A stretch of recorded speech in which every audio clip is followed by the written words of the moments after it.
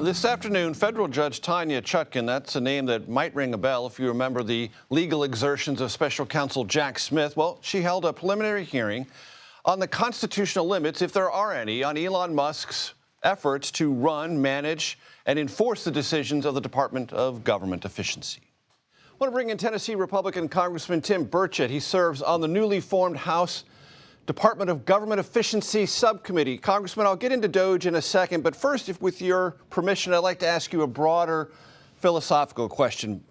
If the Almanac of American Politics is correct, when you were mayor of Knox County, you said you were a limited libertarian. Today, as we talk now, do you consider yourself more or less of a libertarian than you did back then? Probably more. I see that we need more of it, less government involvement in our life and more personal responsibility. I think that's something we should all try to attain. And how does that influence the way you are deciding how good a job Elon Musk and DOGE are off to? Well, I think they're doing an excellent job, actually. They're exposing a lot of horrible things. You know, who'd have thought that we were sending $16 billion to terrorist organizations? And I have a bill right now currently to defund the Taliban, who are sending about 40, that we know of, about 40 million a week. I just think Americans, that money should be in their pockets, or it should be expended on Americans that are in need. Case in point, the people in Upper East Tennessee and Western North Carolina who were hit by Hurricane Helene. You know, we voted for $100 million under the previous administration for them. And I didn't vote for it because I knew probably the money would be misdirected or, in fact, stolen. And, in fact, I felt like it was $54 million to house illegals with FEMA money in New York. So I think, case in point, Americans are more responsible of handling their own money than the government.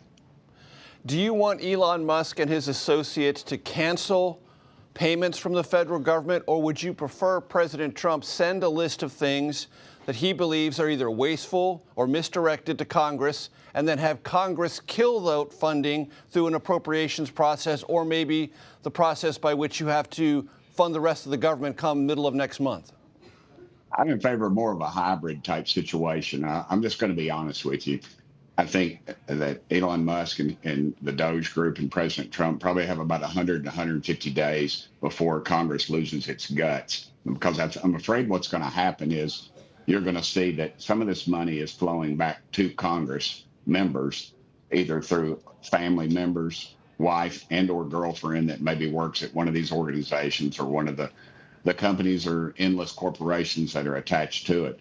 So I think we're going to have a limited time. I want them to get as many out as possible, and I want them to get on to the Department of Education and to the Pentagon, because I believe you're going to see a lot more misdirected funds there, and it goes much deeper. So if I hear you correctly, Congressman, what you're afraid of is 100 days from now, maybe 150 at most, Republicans and Democrats are going to go wobbly and not back any of this, or not back nearly enough to please you.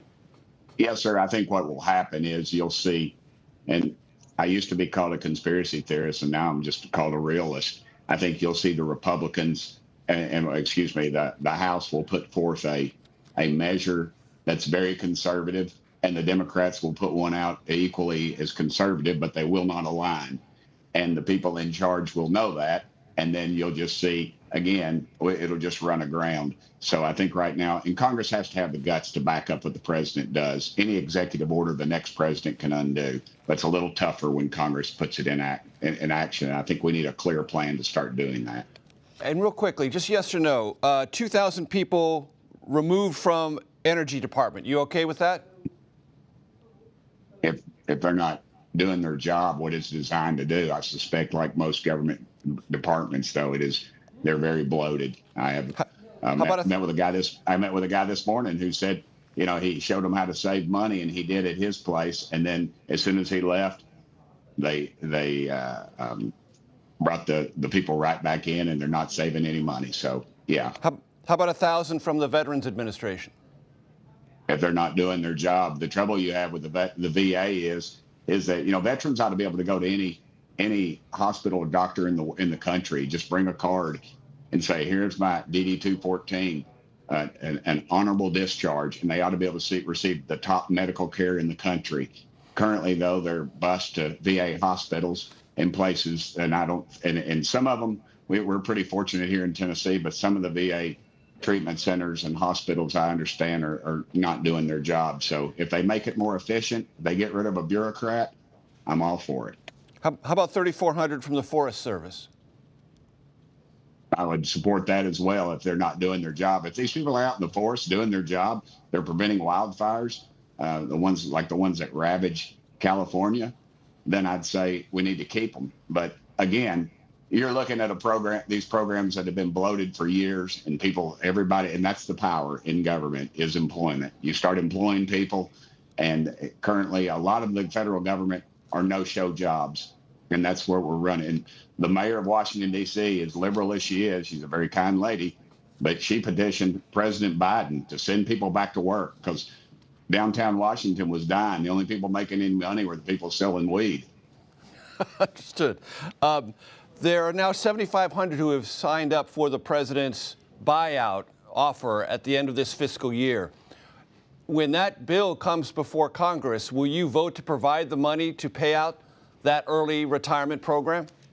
Yes, sir. I did that when I was mayor of Knox County, and we reduced the unbelievable amount of about over $40 million in debt. Of course, now that doesn't look like anything. We spent more than that since I took my last breath in the federal government. But in Knox County and in Tennessee, $40 million is still a lot of money to save. And yes, it is a cost-saving method, and it will. I think it's a wise decision. It's what businesses do. We talk about business-like principles, and that's exactly what President Trump is doing. Congressman Tim Burchett, thank you, sir. Thank you. It's been a pleasure.